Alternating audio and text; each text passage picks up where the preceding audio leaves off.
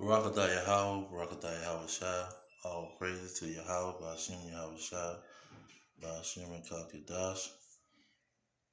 Now, when you look at Russia and its currency dropping to 40% below whatever it was before then, and they stock market pretty much crashing, it's the perfect example of what's happening to the so-called blacks, Hispanics, and Native American in America, where you have this racial wealth gap, and they pretty much at zero, and the other nations that's migrating and coming to this country, they at 100,000, probably 90,000 since the recession started happening. But this is when you see crime go up, when you have economic lows and people losing their jobs and going broke, and pretty much the economy doing bad. You see crime rise. So when you look at that element of society or societies, uh, this is what you finna see with Russia. Because when people go broke, they get desperate. You see, they rob, steal, kill because of money and because they living in a desperate situation.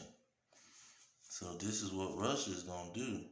See, they being pushed into desperation, and they have the only thing they have left now is weapons, and they have some of the best weapons. They are number two and possibly number one in nuclear weapons, and weapons in overall they might be number two under America. So when they go broke, they're gonna have to resort to their weapon. And this is one of the blessings that their forefathers was given. Let me get that. Genesis 27 and 28, it said, and Esau said unto his father, hast thou but one blessing? My father blessed me, even me also, O my father. And Esau lifted up his voice and wept. And 39, and Isaac his father answered and said unto him, behold, thy dwelling shall be the fatness of the earth, and thy dew of the heaven, and of the dew of the heaven from above. Verse 40, and by thy sword thou shalt live. You see, when the economy of these countries is how they're living. It is what they live on. It's the cost of living, the rate of income.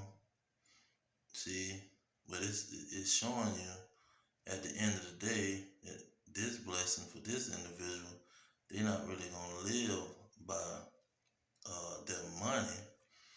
It says, by thy sword thou shalt live. So they're going to use their sword to get what they need. See, they're going to utilize their weapons to go inquire their living. It says, and thou shalt serve thy brother, and it shall come to pass when thou shalt have the dominion or rulership, because dominion means rulership, that thou shalt break his yoke from off thy neck. So you have Russia going broke in a short period of time, and they're gonna go back to their weapon. They're gonna go back to that sword that they was blessed with. That's why they are number two in weaponry on the earth. See, since the Cold War and World War II, they've been at the top of the weapon situation. Now let's get Revelation 6 to show you even more. Now we know the Edomites, Edom, the word Edom means red, you see, and Esau was given the blessing of the sword. Now look at this red horse. It says, verse 4, and there went out another horse that was red. Horse is another word for power. And you know power go hand in hand with kingdom or rulership. It says, and power was given to him that sat thereon to take peace from the earth, and that they shall kill one another. You see, that's what's going on now with Ukraine. See, Russia, for security purposes, felt the need to take over the lands that they once shared, and now, and plus they don't want their allies to be right next to their country. So for security purposes, they went to pretty much take over that land. But now it's gonna cause them to, or it's causing them to kill one another, kill the people from their own nation, the same nation that has the power to take peace from the earth and has the power of a great sword. It says, and there was given unto him a great sword. Now, when that horse, to back up that horse statement, let's go to Romans chapter 13, verse 1.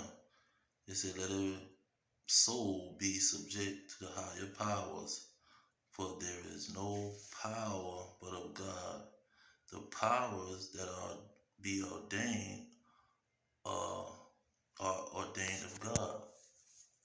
So powers go for kingdoms. It's talking about kingdom or nations. Like the Edomites is a nation.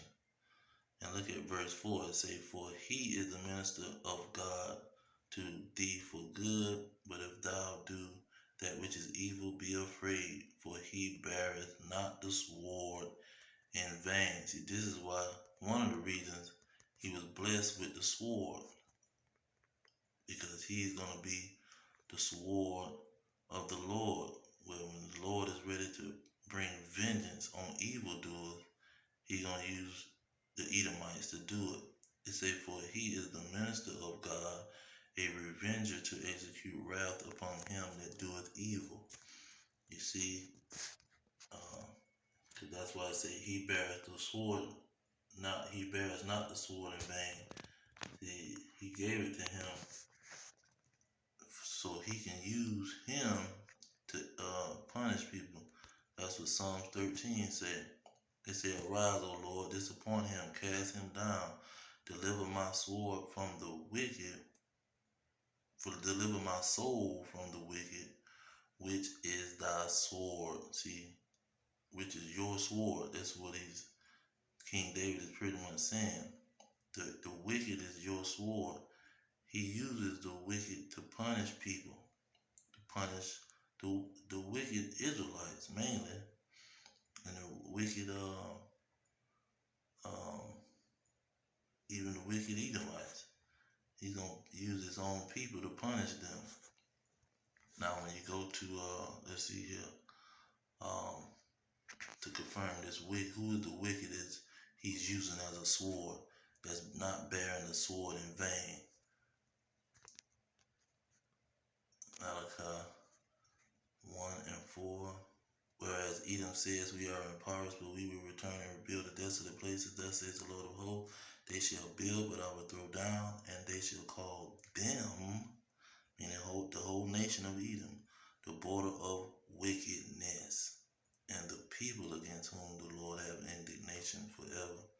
See, this is why he say the wicked is, which is your sword, because the nation of Edom, the red horse, he was given a great sword. And like Romans 13 say, he wasn't given this sword in vain. He was given this sword to be a minister so he can serve the Most High. Look at what he told Nicodemus. What he told Nebuchadnezzar. Here in verse 6, he said, now have I giving all these lands into the hand of Nebuchadnezzar, the king of Babylon. Now, this also was going for the king of Edom. See, I send them to the king of Edom. See, the Nebuchadnezzar and the king of Babylon is also associated, or it's a similitude for the nation of Edom, pretty much. It says, I'm going to read that over again. And now have I given all these lands into the hand of Nebuchadnezzar, the king of Babylon, my servant, and the beasts of the field have I given him also to serve him. So this same thing is what he's doing to the nation of Edom. They're going to be his servant during their rulership. Same thing with Nebuchadnezzar. He was the Most High's servant during his rulership to put the Israelites into captivity, to punish the Israelites. You see, but now that Putin is his servant now. Putin is going to destroy Babylon the Great. He's going to take all of Babylon's allies away from him, and they're going to destroy Babylon. With it, all of the allies and all of the armies are going to turn on Babylon the Great, America. You see, this is the truth that's coming out of the Bible, and it's prophecy. I'm going to end it on that. Revelation 19 and 10. I'm going to just read the last verse, or the last sentence. It says, for the testimony of Yahushua is the spirit of prophecy. See, that's Yahushua, the real name of who they ignorantly call Jesus Christ. That's his name in the Paleo Hebrew. So I just want to bring that out. All praises to Yahweh, Ba'ashem Yahushua, Ba'ashem Rekakadash. Double honors to the elders pushing the truth. Peace to the elect worldwide. Our kingdom is at hand. Shalom.